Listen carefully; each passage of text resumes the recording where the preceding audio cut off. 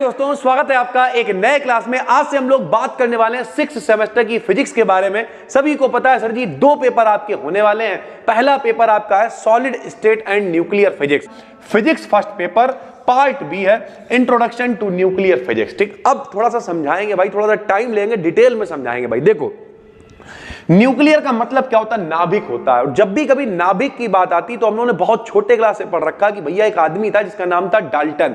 क्या नाम था? डाल्टन। डाल्टन ने कहा दुनिया में जितनी भी चीजें होती हैं सब छोटे छोटे कणों से मिलकर बनी होती, जिन्हें हम लोग परमाणु कहते हैं, यानी एटम कहते हैं। क्या कहते हैं? एटम। जैसे मान लिया भैया ये बोर्ड है, काहे से मिलके बना? एटम से मिलके बना है। ये पेन है, काहे से मिलके बना? एटम से मिलके बना। ये माइक है, काहे से मिलके बना? एटम से। ये घड़ी है, कुछ भी जो आपको दिखाई दे रहा है वो सब एटम से मिलके बना है। काहे से मिलके बना? एटम से। और बाद में कई लोग आए, रदरफोर्ड आए, नील बोर आए, सोमरफेल्ड आए, श्रोडिंगर आए, इन्होंने नाभिक के बारे में भी बताया। रदरफोर्ड ने कहा कि भैया एटम तो ठीक है यार, बोर्ड भैया एटम से मिलके बना, लेकिन जो एटम है वो भी दो भागों से मिलके बना होता है। एक भाग परमाणु का नाभिक कहलाता है। नाभिक के अंदर, नाभिक मतलब न्यूक्लियस कहलाता है। नाभिक के अंदर कौन रहते हैं? प्रोटॉन और न्यूट्रॉन रहते हैं। और चारों तरफ चक्कर कौन लगाते हैं भाई? इलेक्ट्रॉन चक्कर लगाते हैं। यही तो सारी बात हुआ करती थी। यानी कुल मिला के हम लोग पढ़ रहे हैं न्यूक्लियस। न्यूक्लियस क्या होता है? परमाणु के अंदर एक छोटा सा भाग होता है जिसमें प्रोटॉन और न्यूट्रॉन होते हैं, उसे हम लोग न्यूक्लियस कहते हैं भैया, नाभिक कहते हैं। तो ये जो अपनी पूरा जो चैप्टर होने वाला, पूरा जो पार्ट होने वाला है, इसमें हम लोग न्यूक्लियस से रिलेटेड चीजों को पढ़ेंगे। न्यूक्लियस की प्रॉपर्टीज क्या होती हैं, किस तरीके से न्यूक्लियस काम करता है, क्या क्या सारी चीजें होती हैं, प्रोटॉन न्यूट्रॉन कैसे रहते हैं, उनके बीच में कौन से फोर्सेस लगते हैं, कौन सी एनर्जी होती है, ये सारी चीजें हम लोग पढ़ने वाले हैं। फिलहाल आज बात कर रहे हैं जनरल प्रॉपर्टीज के बारे में, यानी न्यूक्लियस का द्रव्यमान कितना है, उसकी एनर्जी कितनी है, ये सारी चीजें पढ़ेंगे और उससे रिलेटेड ऑब्जेक्टिव क्वेश्चंस को भी कवर करने की कोशिश करेंगे। तो चलिए इस वीडियो को शुरू करते हैं भाई। सबसे पहले हमने हेडिंग डाली है जनरल प्रॉपर्टीज ऑफ न्यूक्लियस, यानी नाभिक की सामान्य भैया प्रॉपर्टी, सामान्य गुण क्या क्या होते हैं। तो सबसे पहले तो एटॉमिक न्यूक्लियस की हम लोगों को परिभाषा लिखनी पड़ेगी। अब सर जी परिभाषा क्या है, तो ध्यान से समझो। अभी हमने क्या कहा कि भैया परमाणु के अंदर कौन है? नाभिक है। नाभिक में कौन है? प्रोटॉन न्यूट्रॉन है। चारों तरफ चक्कर लगा रहा भैया कौन? इलेक्ट्रॉन चक्कर लगा रहा है। अब जिसमें इलेक्ट्रॉन चक्कर लगा रहा है उसे कोश कहते हैं। कोश को काहे से लिखते हैं भाई? के एलिमेंट से लिखते हैं। सबने सुन रखा होगा भाई, ये बात रदरफोर्ड ने कही, परमाणु दो भागों से मिलकर बना होता है। एक भाग परमाणु का नाभिक यानी न्यूक्लियस कहलाता है। न्यूक्लियस के अंदर प्रोटॉन और न्यूट्रॉन रहते हैं और चारों तरफ इलेक्ट्रॉन चक्कर लगाते हैं। अब सर जी एक बात सुनिए, एटम यानी परमाणु के अंदर कौन कौन है भाई? इलेक्ट्रॉन है, प्रोटॉन है, न्यूट्रॉन है। प्रोटॉन और न्यूट्रॉन का जो मास है यानी द्रव्यमान है वो होता है भाई 1.67 गुणे 10 की घात माइनस के 27 किलोग्राम। और इलेक्ट्रॉन का जो द्रव्यमान होता है वो होता है भाई 9.1 माइनस के 31 किलोग्राम। अब अगर इन्हें आप ध्यान से देखोगे तो याद तो पहले कैसे करोगे? बन से याद कर लो। 9.1 माइनस के 31, 9.1 माइनस के 31, शायरी मिल रही है। 1.67 माइनस के 27, 1.67 माइनस के 27, तो यहां पे बन है, यहां पे 7 है सर जी। ठीक, तो सबसे पहले तो आप ये समझ लीजिए कि इलेक्ट्रॉन के द्रव्यमान में चल रही है पावर 10 की घात माइनस के 31 और इसमें चल रही है माइनस के 27। ये माइनस के 4 का मतलब 10 की घात माइनस के 4 का फर्क है, मतलब 4 जीरो का फर्क, मतलब 10,000 का फर्क है।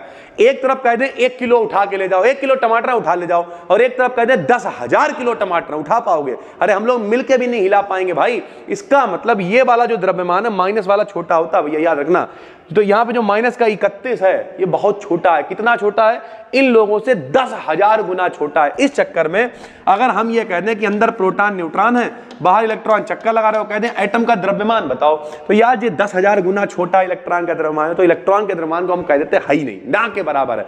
जो द्रव्यमान प्रोटॉन और न्यूट्रॉन का मिला के नाभिक का द्रव्यमान है वही हम कह देते हैं यार परमाणु का द्रव्यमान है। यानी किसी एटम के अंदर जो न्यूक्लियस छोटा सा भाग होता है जिसमें उसका द्रव्यमान होता है और उसका पॉजिटिव चार्ज होता है, क्योंकि प्रोटॉन के ऊपर क्या होता है? पॉजिटिव होता है। तो भैया अब कैसे बताओगे? न्यूक्लियस की डेफिनेशन क्या बताओगे कि किसी परमाणु के अंदर, किसी एटम के अंदर, परमाणु को क्या कहेंगे? एटम। तो किसी एटम के अंदर एक छोटा सा भाग होता है जिसके अंदर प्रोटॉन और न्यूट्रॉन, क्योंकि न्यूट्रॉन तो बाबा आदमी है, उसके ऊपर ना प्लस होता ना माइनस होता, कुछ नहीं होता, प्रोटॉन के ऊपर प्लस होता है। तो भैया प्रोटॉन के ऊपर प्लस होता है, यानी किसी एटम का एक छोटा सा भाग जिसके अंदर उसका पॉजिटिव चार्ज होता है, जिसके अंदर उसका द्रव्यमान होता है, उसे ही हम लोग क्या कह देते हैं, न्यूक्लियस कह देते हैं सर जी। ठीक है, तो डिटेल में हम समझाने की कोशिश कर रहे हैं। तो एटॉमिक न्यूक्लियस क्या है? किसी एटम का वह छोटा सा भाग जिसमें उसका पॉजिटिव चार्ज और मास यानी द्रव्यमान एकत्र होता है, उसका न्यूक्लियस कहलाता है। इसमें कौन कौन होते हैं? न्यूट्रॉन्स होते हैं और प्रोटॉन्स इकट्ठे होते हैं। ठीक भाई, तो इस तरीके से हम लोगों ने समझा न्यूक्लियस क्या होता है। तो न्यूक्लियस क्या होता है बताओ? परमाणु है, परमाणु के अंदर छोटा सा भाग है जिसे हम लोग नाभिक या न्यूक्लियस कहते हैं, उसके अंदर प्रोटॉन और न्यूट्रॉन है, प्रोटॉन के ऊपर प्लस है मतलब पॉजिटिव चार्ज है, और साथ में हम लोग कह देंगे द्रव्यमान, क्योंकि इलेक्ट्रॉन का द्रव्यमान बहुत ज्यादा कम होता है, इलेक्ट्रॉन का मास बहुत ज्यादा कम होता है। तो क्यों ना हम लोग सबसे पहले बात कर लें मास ऑफ न्यूक्लियस के बारे में। तो हमने पहली हेडिंग डाली मास ऑफ न्यूक्लियस, या फिर इसी को न्यूक्लियर मास कहते हैं। तो मास ऑफ न्यूक्लियस कैसे बनेगा भाई? सबसे पहले प्रोटॉन और न्यूट्रॉन अलग अलग थे, जब वो दोनों मिलेंगे तो मिलके क्या बनाएंगे? मिलके बनाएंगे न्यूक्लियर मास। ध्यान से समझना क्या लिखा, किसी एटम में प्रोटॉन्स और न्यूट्रॉन्स के मासेस का सम इसके न्यूक्लियस के मास के बराबर होता है। न्यूट्रॉन्स और प्रोटॉन्स के मासेस नियरली इक्वल होते हैं। अभी हमने आपको बताया, एक मान लीजिए प्रोटॉन है, प्रोटॉन का द्रव्यमान होता है 1.67 माइनस के 27, और न्यूट्रॉन का लगभग होता है 1.65 गुणे 10 की घात माइनस के 27। तो दोनों को अगर 1.67 भी मान लोगे कोई दिक्कत नहीं है, दोनों के मासेस लगभग बराबर ही होते। कितने होते हैं? लगभग 1 AMU के बराबर होते हैं। 1 AMU क्या होता है? एटॉमिक मास यूनिट, मतलब परमाणु द्रव्यमान मात्रक। परमाणु के द्रव्यमान को नापने के लिए जिसका प्रयोग करते हैं उसे परमाणु द्रव्यमान मात्रक कहते हैं। 1 AMU का मान होता है 1.67 गुणे 10 की घात माइनस के 27 सर जी। ठीक, तो इस तरीके से चीजें चलती हैं। तो अगर आपसे कोई पूछे मास ऑफ न्यूक्लियस कितना होता है, तो मास ऑफ न्यूक्लियस कितना होता है भैया? उसमें प्रोटॉन है, न्यूट्रॉन है, दोनों के मासेस को आप जोड़ लीजिए, प्रोटॉन प्लस न्यूट्रॉन बराबर क्या हो जाएगा? न्यूक्लियस का द्रव्यमान हो जाएगा भाई। ठीक, और वो प्रोटॉन और न्यूट्रॉन का द्रव्यमान लगभग कितना होता है? 1 AMU के बराबर होता है। AMU मतलब एटॉमिक मास यूनिट। परमाणु के द्रव्यमान को नापने के लिए जिसका प्रयोग करते हैं उसे परमाणु द्रव्यमान मात्रक या फिर एटॉमिक मास यूनिट कहते हैं। 1 AMU का मान कितना होता है? 1.67 गुणे 10 की घात माइनस के 27 किलोग्राम होता है। दूसरी बात आ गई न्यूक्लियर चार्ज। तो अगर हम लोग चार्ज की बात करें तो न्यूट्रॉन तो बाबा आदमी है, उदासीन है, उसके ऊपर कुछ है नहीं। प्रोटॉन के ऊपर प्लस है, तो हमने क्या लिखा? न्यूक्लियस के अंदर न्यूट्रॉन्स और प्रोटॉन्स अवेलेबल होते हैं। न्यूट्रॉन्स पर कोई चार्ज नहीं होता, बाबा आदमी भैया उदासीन। जबकि प्रोटॉन एक चार्ज पार्टिकल होता है, इसका चार्ज कितना होता है? प्लस ई होता है। प्लस ई क्या होता है भैया? ई माने क्या होता है? ई माने होता है मूल आवेश, बेसिक चार्ज, और इसका मान कितना होता है बताओ? 1.6 गुणे 10 की घात माइनस के 19 कूलाम होता है। यानी प्रोटॉन के ऊपर कितना आवेश होगा? 1.6 गुणे 10 की घात माइनस के 19 कूलाम होता है। अतः न्यूक्लियर चार्ज सभी प्रोटॉन्स के चार्जेस का सम होता है। न्यूक्लियस के अंदर कौन है? प्रोटॉन है, न्यूट्रॉन है। न्यूट्रॉन के ऊपर कोई आवेश होता नहीं, कोई चार्ज होता नहीं है, बाबा है। तो भैया जो प्रोटॉन का, मान लिया किसी का नंबर, जैसे यहां देखो हाइड्रोजन का नंबर 1 है, तो इसमें 1 प्रोटॉन होएगा। ये डायलॉग है, जितना जिसका नंबर होगा उतने होंगे प्रोटॉन, उतने ही होंगे इलेक्ट्रॉन। मान लिया सोडियम का नंबर कितना? 11, कोई का इसमें प्रोटॉन बताओ, तो प्रोटॉन भी कितने होंगे? 11 होंगे। एक प्रोटॉन का आवेश कितना है? ई, तो 11 प्रोटॉन का आवेश कितना हो जाएगा? 11 ई हो जाएगा। किसी में 20 प्रोटॉन है तो 20 ई आवेश हो जाएगा, 25 प्रोटॉन है तो 25 ई हो जाएगा।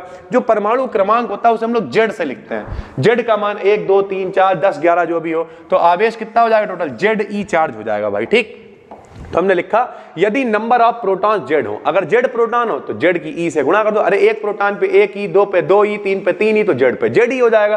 तो इस तरीके से जो नाभिक का चार्ज होगा वो सिर्फ प्रोटॉन पर डिपेंड करेगा, क्योंकि भाई न्यूट्रॉन्स के ऊपर कोई भी चार्ज नहीं होता है सर जी। ठीक, अगला है न्यूक्लियर साइज। साइज के बारे में बताने के लिए रदरफोर्ड ने एक प्रयोग किया था जिसे कहा गया था अल्फा कणों के प्रकीर्णन का प्रयोग, स्कैटरिंग ऑफ अल्फा पार्टिकल। सुना है छोटे क्लास में अल्फा कण भैया? एक सोने की पतली पन्नी ली, सुना तो लगी रहा होगा।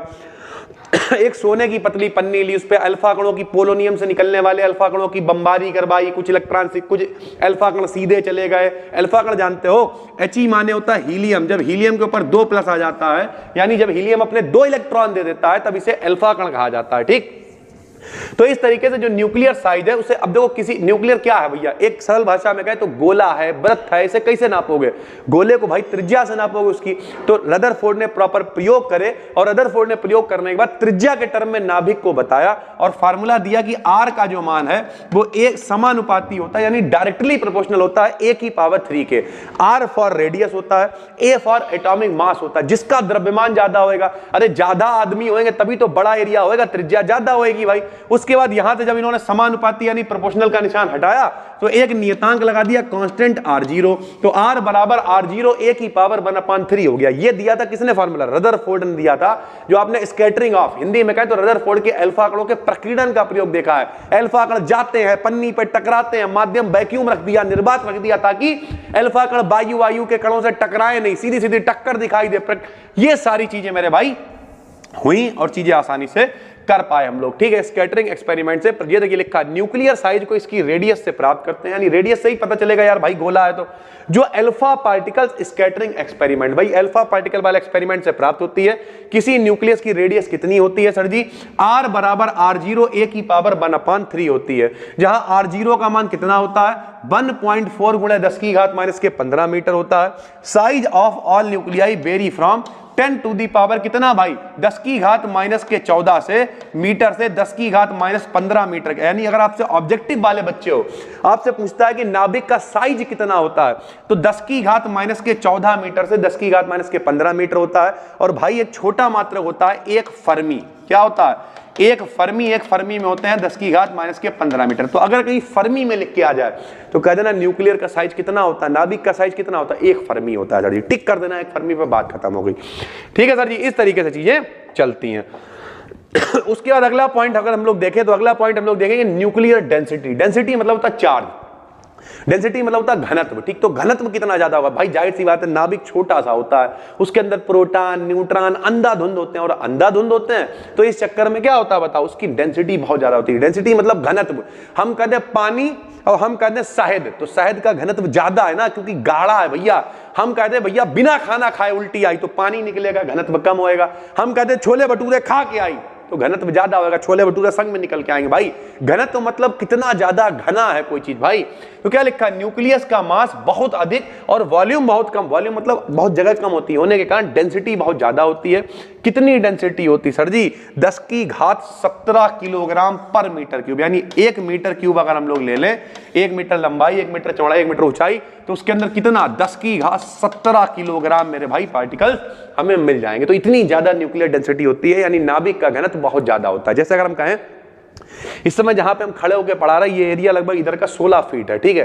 लेकिन 16 फीट में हमने क्या कर रखा, मतलब हम यहीं सोते हैं, तुमने यहीं पे 3 सीटें डाल रखी हैं, यहीं रजाई रखी हुई है, यहीं कंबल रखे हुए हैं, यहीं लैपटॉप वगैरह रखे हैं, किताबें रखी हैं, पीडीएफ रिसर्च सब यहीं रखा हुआ है। तो बड़ा खिच्चू मचा रखा है। इस समय घनत्व बहुत ज्यादा है, बस हमने इतना एरिया खाली कर लिया कि भैया यहाँ से टहल के आराम से जितना है, उसके बाद पता सीटें फिर यहीं डाल लेते हैं, फिर यहीं लेट जाते हैं। यही तरीका होता है ना घनत्व का, मतलब कितना डेंस है, कितना घना है, डेंसिटी कितनी ज्यादा है। तो नाभिक छोटा सा होता है तो उसकी डेंसिटी बहुत ज्यादा होती है सर जी, ठीक। उसके बाद अगला हम लोग देखेंगे न्यूक्लियर स्पिन। सभी को पता है, हम लोगों ने छोटे क्लास में पढ़ रखा क्वांटम नंबर्स। क्वांटम नंबर्स क्या बताती थी कि जो इलेक्ट्रॉन है वो कैसे स्पिन कर रहा है, लेकिन यहाँ इलेक्ट्रॉन की बात नहीं करेंगे, हम लोग पढ़ रहे हैं न्यूक्लियर फिजिक्स। भाई आप लोग कुछ लोग तो चौंक जाएंगे, हम लोगों ने सुन रखा जैसे इलेक्ट्रॉन चक्कर लगाता है, स्पिन मोशन करता है, वैसे ही न्यूक्लियस के अंदर प्रोटॉन और न्यूट्रॉन भी स्पिन मोशन करते हैं, चक्कर लगाते हैं, ऑर्बिटल मोशन करते हैं, सारी चीजें होती हैं भाई। यही लिखा हुआ न्यूक्लियस के अंदर न्यूट्रॉन्स और प्रोटॉन्स कॉन्टिन्यूअस मोशन में होते हैं। कुछ लोग कहेंगे सर जी आप तो बताते थे 9th क्लास से चक्कर लगाते हैं इलेक्ट्रॉन, अंदर रहते हैं प्रोटॉन और न्यूट्रॉन। अरे भाई ठीक है यार, तब तुम छोटे क्लास में थे, अब थोड़े बड़े क्लास में आके। पहले हम लोग परमाणु के बारे में पढ़ा करते थे कोर्स में, एटम के बारे में पढ़ते थे। अब एटम के बारे में थोड़ी पढ़ रहे हैं, अब हम लोग न्यूक्लियस के बारे में पढ़ रहे हैं, तो उसके अंदर तो भाई घुसना ही पड़ेगा, सीधी सी बात है। तो न्यूक्लियस के अंदर प्रोटॉन न्यूट्रॉन क्या करते हैं, लगातार मोशन करते रहते हैं। इन ऑर्बिट्स में ये ऑर्बिटल स्पिन मोशन दोनों करते हैं। ऑर्बिटल मोशन क्या होता है सभी को पता ही होगा, ऑर्बिटल मतलब चारों तरफ घूम रहा है, ठीक है। और स्पिन का मतलब अपनी जगह पे घूम रहा है। जैसे शक्तिमान कौन सा मोशन करता था, स्पिन मोशन करता था, ऐसे करके गए स्पिन मोशन। कभी कभी तुमने देखा होगा पृथ्वी के बाहर निकल जाता था, पृथ्वी के चारों तरफ घूमने लगता, तो ऑर्बिटल मोशन। किसी के चारों तरफ घूमना, कक्षा में घूमना ऑर्बिटल मोशन होता है। जैसे अगर हम लोग बात करें सर्कस में मौत का कुआं होता है, वो स्पिन मोशन नहीं कर रहा, वहीं पे गाड़ी नहीं घुमा रहा, नीचे घुमाता होगा, चारों तरफ क्या कर रहा है ऑर्बिटल मोशन। पृथ्वी सूर्य के चारों तरफ चक्कर लगा रही है, ऑर्बिटल मोशन है, लेकिन पृथ्वी अपनी जगह पे भी घूम रही है, तो स्पिन मोशन है। स्पिन का मतलब अपनी जगह पे घूमना, सीधे घूमो उल्टे घूमो वो अलग बात है। और ऑर्बिटल का मतलब किसी के चारों तरफ घूमना या चक्कर लगाना भाई सरल भाषा में, ठीक। तो ये जैसे ही इलेक्ट्रॉन करता था वैसे ही प्रोटॉन भी चक्कर लगातार लगाते हैं, मोशन में रहते हैं। इससे क्या होता है, न्यूक्लियर स्पिन प्रोड्यूस होती है, ठीक। इसी से क्या प्रोड्यूस हो जाएगा, न्यूक्लियर मैग्नेटिक मोमेंट प्रोड्यूस हो जाएगा, क्योंकि जब वो ऑर्बिटल मोशन करेंगे तो ऑर्बिटल मैग्नेटिक मोमेंट प्रोड्यूस होगा, जब वो स्पिन मोशन करेंगे तो स्पिन मैग्नेटिक मोमेंट प्रोड्यूस होगा, टोटल कर देंगे तो वो टोटल मैग्नेटिक मोमेंट हो जाएगा भाई। तो न्यूक्लियस के भीतर दो प्रकार के मैग्नेटिक मोमेंट होते हैं। पहला क्या होता है, प्रोटॉन्स के ऑर्बिटल मोशन के कारण, दूसरा क्या होता है, प्रोटॉन्स के स्पिन मोशन के कारण। इन दोनों का रिजल्टेंट टोटल मैग्नेटिक मोमेंट देता है, जिसे हम लोग क्या कह देते हैं, न्यूक्लियर मैग्नेटिक मोमेंट कह देते हैं भाई, ठीक। सब कुछ डिटेल में बता रहे हैं भाई। न्यूक्लियर क्वांटम स्टेट्स क्या होती हैं, जैसे भैया नाभिक, हम लोग परमाणु में पढ़ा करते थे कि इलेक्ट्रॉन लोअर ग्राउंड स्टेट से हायर स्टेट में चला जाता है, कुछ समय के लिए जाता है, समय पछता, टाइम इंटरवल बहुत कम होता है, वापस आ जाता है। उसी तरीके से न्यूक्लियर क्वांटम स्टेट, न्यूक्लियस के भीतर सर्टेन क्वांटम स्टेट्स होती है, कुछ निश्चित स्टेट्स होंगी जिनमें क्या होगा, जिनमें न्यूक्लियर पार्टिकल्स का ट्रांजिशन होगा, यहां से वहां, वहां से यहां, यहां से वहां, इस तरीके से जाएंगे। और जब ट्रांजिशन होगा तो गामा रेस जनरेट होंगी भाई, ठीक। गामा रेस क्या होती है, उदासीन रेज होती है, इनके ऊपर कोई चार्ज नहीं होता, पॉजिटिव नेगेटिव कुछ भी नहीं होता है सर जी। न्यूक्लियर फोर्सेस क्या होते हैं, तो फोर्सेस भाई भैया न्यूक्लियर फोर्सेस मतलब क्या, नाभिकीय बल, कोई बल तो है, कहते नहीं है, कोई तो है जो प्रोटॉन और न्यूट्रॉन को आपस में जोड़े रखता है। यूं ही नहीं मुझे तुमसे मोहब्बत है, कोई है बल जो हम दोनों के बीच लग रहा है। वैसे भैया प्रोटॉन न्यूट्रॉन जुड़े हुए हैं तो कोई तो होगा ना जो दोनों को बांधे हुए। तो न्यूक्लियस के भीतर न्यूक्लियॉन्स, अब ये न्यूक्लियॉन्स वर्ड कहां से आ गया भैया, प्रोटॉन और न्यूट्रॉन को मिला के न्यूक्लियॉन्स कहते हैं। क्या कहते हैं, न्यूक्लियॉन्स कहते हैं। तो न्यूक्लियॉन्स स्ट्रॉन्ग अट्रैक्टिव फोर्सेस से बंधे होते हैं, जिन्हें न्यूक्लियर फोर्स कहते हैं भैया। वो बल जो मूल कणों को बांधे रखते हैं, जो बेसिक पार्टिकल्स को बांधे रखते हैं, जो प्रोटॉन न्यूट्रॉन को बांधे रखते हैं, क्या कहलाते हैं, न्यूक्लियर फोर्स कहलाते हैं। इन फोर्सेस की सहायता से न्यूक्लियस को स्मॉलेस्ट पॉसिबल वॉल्यूम, वॉल्यूम बहुत कम है, छोटी सी छोटी जगह कतई बांधे हुए हैं भैया, दूर नहीं जाने देंगे, जरा सी जगह में रहो, खिच्चू नहीं मचना चाहिए भाई, सीधी सी बात है, ठीक है। अगर इनके आपसे कोई कैरेक्टरिस्टिक पूछ ले, किसी का पेपर डिस्क्रिप्टिव हो रहा है इसलिए डिटेल में पढ़ा रहे हैं भाई, ठीक है। क्यों, जो बच्चे यहां तक देख रहे हो यहां पे उतनी ज्यादा ऑडियंस नहीं है, प्रॉपर हमने एक कोर्स बनाया हुआ है, अभी कुछ ऑफर भी चल रहा है 26 जनवरी से रिलेटेड, ठीक है। तो केवल 1000 रुपए में आपको दोनों पेपर पढ़ा रहे हैं, डिस्क्रिप्टिव भी साथ में देखिए, अभी ऑब्जेक्टिव भी कराएंगे। तो डिस्क्रिप्शन में लिंक पड़ा हुआ है, एप्लीकेशन को डाउनलोड कर लो फटाफट से, सारी चीजें, सारी डिटेल में पीडीएफ वगैरह सब कुछ मिल जाएगा। ये पीडीएफ आपको टेलीग्राम BD BSc पर भी मिल जाएगी। तो जिनका पेपर डिस्क्रिप्टिव है, डिस्क्रिप्टिव दे के आओ, जिनका ऑब्जेक्टिव है साथ में प्रैक्टिस कराते चलाएंगे, कॉन्सेप्ट क्लियर करना बहुत जरूरी है। न्यूक्लियर फोर्सेस की अगर हम लोग बात करें कि जो न्यूक्लियर फोर्सेस होते हैं उनकी क्वालिटी क्या है, तो शॉर्ट रेंज फोर्सेस हैं। शॉर्ट रेंज मतलब बहुत कम जगह में लगेंगे, छोटा वॉल्यूम वहां पे लगा लो, स्ट्रांग बहुत होते हैं, ठीक है। यहां तक कि जो बत्ती वाला फोर्स है उससे बच सकते हो, उससे नहीं बच सकते हो भाई। तो ये क्या होते हैं, शॉर्ट रेंज फोर्सेस होते हैं। ये फोर्सेस स्मॉल डिस्टेंस, बहुत कम दूरी के कारण ऑर्डर ऑफ फर्मी में, 1-2 फर्मी के बीच में ऑपरेट होते हैं, ठीक है। ये फोर्सेस नेचर के सभी फोर्सेस में स्ट्रॉन्गेस्ट मतलब इनसे मजबूत कुछ नहीं होता है। ये इलेक्ट्रिक फोर्स से भी 100 गुना ज्यादा, एक बत्ती से चिपके उससे 100 गुना बल इसमें लगेगा भाई, ठीक। मतलब चिपकोगे नहीं, जरूरी नहीं हर बार चिपक के ही बल लगाया जाए, कभी झटका देके भी बल लगा, लात मारो किसी के भैया, ठीक है। 100 स्ट्रॉन्गर और ग्रेविटेशनल फोर्सेस से 10 की घात, यानी जो गुरुत्वाकर्षण बल होता है उससे 10 की घात 38 गुना। स्पेलिंग नहीं मालूम होगी भाई, इतनी स्पेलिंग का मतलब इतनी गिनती नहीं आती होगी, काई, दाई, सैकड़ा, हजार, 10,000, किसे आती 10 की घात 38 तक, कमेंट करके बताना भाई, ठीक। ये चार्ज इंडिपेंडेंट होते हैं। चार्ज का मतलब ये नहीं कि जैसे बत्ती वाला जो इलेक्ट्रिक वाला फोर्स होता है प्लस माइनस के बीच, माइनस माइनस के बीच लगता है, यहां ऐसा कुछ नहीं। प्रोटॉन प्रोटॉन के बीच भी लग जाएगा, प्रोटॉन न्यूट्रॉन के बीच लग जाएगा, बांधे रहेगा मेरे भाई, ठीक है। तो इसका मतलब ये चार्ज इंडिपेंडेंट होते हैं, मतलब प्रोटॉन प्रोटॉन के बीच, न्यूट्रॉन न्यूट्रॉन के बीच, प्रोटॉन न्यूट्रॉन के बीच सेम होते हैं। जब न्यूक्लियॉन्स के बीच डिस्टेंस लेस देन 1 फर्मी हो जाती है, कहते नहीं मौसी घर पे आती बहुत बहुत अच्छा लगता है, मौसी की लड़की संग में आती और अच्छा लगता है, मौसी समोसे ले आती और अच्छा लगता है, लेकिन मौसी 15 दिन रुक जाए तब भैया दिमाग खराब लगता है, अरे यार ज्यादा ना घुसो, हमारे मौसी ने कहीं कह दिया कि ऐसा है, इन्हें जो है तुम्हें BSc करनी थी, BSc नहीं करवाओ, इन्हें BA करवाओ, अब और मूड खराब होने लगता है।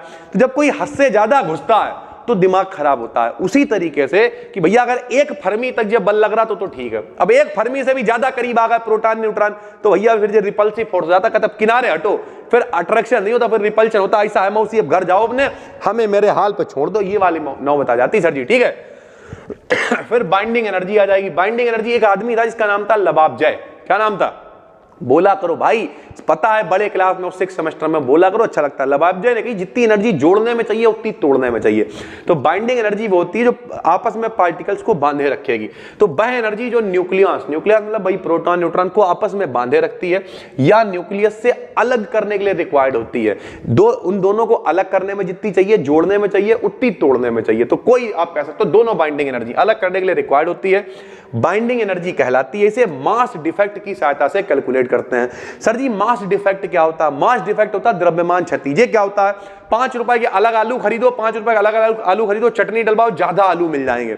लेकिन एक संग में खरीदोगे तो आलू कम मिलेंगे। क्यों? क्योंकि जब दो चीजें इकट्ठी होती हैं, मान लिया मेरे पास 1 करोड़ रुपया है, कोई लड़की है उसके पास 1 करोड़ रुपया है, लेकिन अगर हम लोग बारात कर लेंगे तो भाई 2 करोड़ रुपए नहीं होंगे, क्योंकि भैया बारात में खर्चा भी तो हो जाएगा 10-20 लाख रुपए। उसी तरीके से जब प्रोटॉन अलग होता है, न्यूट्रॉन अलग होता है, जब दोनों अलग अलग होते हैं तो द्रव्यमान ज्यादा होता है। दोनों मिलते हैं तो कुछ एनर्जी के रूप में द्रव्यमान खर्च हो जाता है। कौन आदमी था? आइंस्टीन था। आइंस्टीन ने क्या कही थी भाई? E बराबर क्या होता है?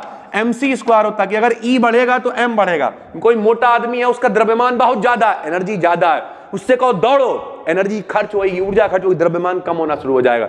एनर्जी कम होगी, द्रव्यमान कम होगा भाई।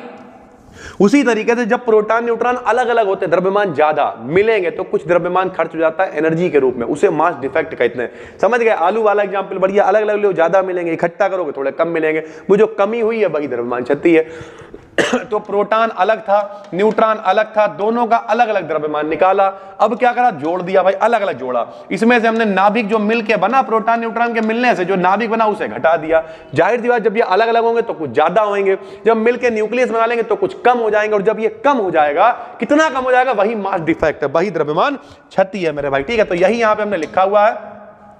मास डिफेक्ट से नापते हैं। मास डिफेक्ट क्या होता है? मास डिफेक्ट न्यूक्लियस के मास से, यानी प्रोटॉन और न्यूट्रॉन के मास का सम और न्यूक्लियस यानी नाभिक का जो द्रव्यमान उसका डिफरेंस होता है कि अलग अलग नाप लो और मिलने के बाद नाप लो, कुछ फर्क आएगा, वही कहलाएगा मास डिफेक्ट। इसके लिए एक आदमी आया, आइंस्टीन ने क्या कहा? E बराबर mc²। तो बाइंडिंग एनर्जी क्या है? E बराबर mc²। डेल्टा m क्या है? द्रव्यमान क्षति है। द्रव्यमान क्षति क्या होगी बताओ? mp यानी प्रोटॉन का द्रव्यमान प्लस, ध्यान से समझना, यहां देखो पहले, एक होता है एटॉमिक वेट, परमाणु भार। ठीक, एटॉमिक वेट को A से लिखते हैं। परमाणु भार बराबर होता है प्रोटॉन प्लस न्यूट्रॉन। जैसे हम कहते हैं 7n14, तो इसमें 7 नंबर क्या है? 7 नंबर इसका नंबर है, यानी प्रोटॉन इसमें 7 है भाई। ठीक है, 14 नंबर इसका भार है, तो इसका एटॉमिक वेट कितना है? 14 है। न्यूट्रॉन निकालने हैं तो 14 में से 7 घटा दो तो कितने आ जाएंगे? न्यूट्रॉन 7 आ जाएंगे। यानी प्रोटॉन प्लस न्यूट्रॉन बराबर क्या होता है? A, atomic weight. ठीक, तो 14 एटॉमिक वेट हो गया। तो इसका मतलब यह है कि अगर प्रोटॉन Z है और उसका भार कितना है? A है, तो भार में से प्रोटॉन घटा देंगे तो न्यूट्रॉन निकल आएंगे। न्यूट्रॉन बराबर क्या होता है? प्रोटॉन, ये देखो, प्रोटॉन प्लस न्यूट्रॉन बराबर भार। तो अगर न्यूट्रॉन निकाले तो इसे भेजेंगे तो न्यूट्रॉन कितने आ जाएंगे? A माइनस Z आ जाएंगे न्यूट्रॉन भाई। ठीक, तो यही यहां पे हमने लिखा हुआ है कि बाइंडिंग एनर्जी क्या लिख रखी है हमने? mc² रख रखी है, डेल्टा mc²। डेल्टा m क्या है? मास डिफेक्ट है। मास डिफेक्ट को कैसे लिखोगे? प्रोटॉन का द्रव्यमान। ये देखो प्रोटॉन, Z क्यों लगा रहा है? अरे भाई किसी का नंबर अगर 10 है तो उसमें 10 प्रोटॉन होंगे तो 10 लेने पड़ेंगे ना, प्लस न्यूट्रॉन। न्यूट्रॉन कितने होंगे? A minus Z। न्यूट्रॉन का द्रव्यमान ये अलग अलग नाप लिया, देखो प्रोटॉन हो गए, ये न्यूट्रॉन हो गए, माइनस न्यूक्लियस का द्रव्यमान कितना मान लिया? Capital M। ठीक है, ये मान लिया हमने कैपिटल N। ये देखो, ये न्यूक्लियस का द्रव्यमान c² चल रहा है, वो चलता रहेगा। तो द्रव्यमान क्षति कैसे निकालोगे? प्रोटॉन का द्रव्यमान प्लस न्यूट्रॉन का द्रव्यमान माइनस में जो नाभिक बन गया है तो हमने कैपिटल N से लिख दिया न्यूक्लियस को, ये द्रव्यमान, ये द्रव्यमान क्षति, मास डिफेक्ट हो गया। ये c² क्या हो गई? c²। c क्या है? c है velocity of light, 3 × 10⁸, 3 lakh kilometre प्रति सेकंड प्रकाश की चाल होती है भाई। ठीक, अब क्या करा हमने? देखो ZmP, ऐसे प्रोटॉन का द्रव्यमान ऐसे लिखा रहने दिया, इसे Zme इसमें जोड़ दिया, Zme इसमें हमने घटा दिया। कोई समस्या नहीं होनी चाहिए, J ऐसे लिखा हुआ, जैसे लिखा हुआ, Zme मतलब इलेक्ट्रॉन का द्रव्यमान अपने पास से जोड़ दिया, अपने पास से घटा दिया, कोई दिक्कत नहीं, प्लस से माइनस कट जाएगा फिर वैसे आ जाएगा। लेकिन इससे फायदा क्या हुआ? प्रोटॉन प्लस न्यूट्रॉन का द्रव्यमान बन जाएगा हाइड्रोजन। ठीक, देखना भैया, प्रोटॉन प्लस न्यूट्रॉन क्या बन जाएगा? सॉरी, प्रोटॉन प्लस इलेक्ट्रॉन क्या बन जाएगा? क्योंकि हाइड्रोजन क्या होता है बताओ? यहां देखो, हाइड्रोजन का नंबर कितना होता है, हाइड्रोजन का नंबर होता है 1। ये देखो 1H1, इसका नंबर कितना है देखो 1, तो इसमें प्रोटॉन कितना होएगा 1 होएगा, इसमें इलेक्ट्रॉन भी कितना होएगा 1, लेकिन इसमें न्यूट्रॉन 0 होएगा, क्योंकि 1 में से 1 घटाएंगे कितना आएगा 0। तो हाइड्रोजन में न्यूट्रॉन होता ही नहीं है, सिर्फ प्रोटॉन और इलेक्ट्रॉन होता है। तो प्रोटॉन प्लस इलेक्ट्रॉन का द्रव्यमान क्या बन जाएगा हाइड्रोजन, तो इसे MH बना दिया। A माइनस ZMN क्या हो गया, ऐसे ही आ गया, ठीक है। माइनस में क्या आ गया M आ गया, और Me प्लस Mn क्या बन गया, Me प्लस Mn बन गया भैया Z। क्यों, क्योंकि इलेक्ट्रॉन कितने हैं Z, तो जब Z इलेक्ट्रॉन तो इसका नंबर कितना होगा Z होएगा, तो यहाँ Z लिख दिया, X लिख दिया, और A क्या है, A भैया उसका परमाणु भार मान ले रहा है कि जब दोनों जुड़ेंगे तो A आ जाएगा, तो इसे हमने ZXA मान लिया, बात खत्म हो गई। ये क्या आ गया, ये बाइंडिंग एनर्जी का फार्मूला आ गया। तो ये प्रोटॉन प्लस न्यूट्रॉन हाइड्रोजन बन गया, ये जैसे था वैसे ही रहा, और यहाँ पे इलेक्ट्रॉन कह लो या प्रोटॉन कह लो, बात एक ही है। तो न्यूक्लियस है, देखो भैया Mn क्या है बताओ, ये M कैपिटल N क्या है, नाभिक है, और साथ में तुमने कौन जोड़ दिया, इलेक्ट्रॉन जोड़ दिया, तो ये क्या बन गया, पूरा परमाणु बन गया। कौन सा परमाणु, ZXA। कैसे एटम बन गया, क्योंकि परमाणु के अंदर कौन होते हैं, इलेक्ट्रॉन, प्रोटॉन, न्यूट्रॉन। प्रोटॉन और न्यूट्रॉन मिलकर देखो न्यूक्लियस बनाते, तो ये न्यूक्लियस है ही, संग में इलेक्ट्रॉन, तो ये इलेक्ट्रॉन, तो इलेक्ट्रॉन, प्रोटॉन, न्यूट्रॉन तीनों मिल गए, और जब तीनों मिल गए तो ये न्यूक्लियस बन गया, ठीक, ZXA। साथ में C² आ गया। This is the expression for binding energy, ये बाइंडिंग एनर्जी के लिए एक्सप्रेशन है। अब बाइंडिंग एनर्जी से हमें अगर एवरेज बाइंडिंग एनर्जी निकालनी है, तो एवरेज के लिए क्या करेंगे, इसे परमाणु भार से भाग दे देंगे। तो एटॉमिक वेट यानी कैपिटल A से इसे भाग दे दिया, जो भी हमने मान निकाला है, और इसे हमने क्या कह दिया, एवरेज बाइंडिंग एनर्जी, ठीक है। तो इस तरीके से BE बाइंडिंग एनर्जी को हम लोग नापते हैं। कायम एक रिलेशन भी होता है दोनों के बीच में, कि बाइंडिंग एनर्जी जो है, ये देखो बाइंडिंग एनर्जी जो है वो डेल्टा M यानी द्रव्यमान क्षति के बराबर होएगी, लेकिन 931 MeV से इसे गुणा करनी पड़ेगी, या फिर डेल्टा M AMU कह लो। अभी हमने बताया था आपको AMU में नापते हैं तो द्रव्यमान को, तो चाहे तो AMU कह लो, या फिर एक AMU में होते हैं 931 MeV। तो ये भी एक रिलेशन दोनों के बीच में होता है। या फिर बाइंडिंग एनर्जी हमने आपको ऊपर भी निकाल के दिखा दी। तो बाइंडिंग एनर्जी क्या होती है, जो दोनों को आपस में बांधे रखती है, उसे हम लोग बाइंडिंग एनर्जी कहते हैं भाई, ठीक, या फिर अलग करने में सहायक होती है।